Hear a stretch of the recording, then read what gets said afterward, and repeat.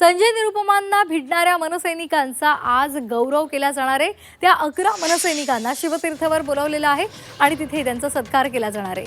राज ठाकरे, अमित ठाकरे यावेळी उपस्थित राहतील। दहिसरमध्ये शिवतीर्थवर जे भिडलेले होते त्यांना शिवतीर्थवर सत्कारासाठी बोलवण्यात आले। मराठी सक्तीच्या मुद्द्यावरून दहिसरमध्ये शिवसेना नेते संजय निरुपम आणि मनसैनिक आमने-सामने आलेले होते। मराठी सक्तीला संजय निरुपम यांनी विरोध केला आणि त्यानंतर संतापलेल्या मनसैनिकांनी निरुपम यांच्या विरोधात आंदोलन केलं होतं। संतापलेल्या या मनसैनिकांनी संजय निरुपम यांच्या गाडीवर दगडफेक केली होती। तसंच त्यांच्या गाडीला तोडफोड करत त्यांच्या टायरची हवा सुद्धा काढलेली होती।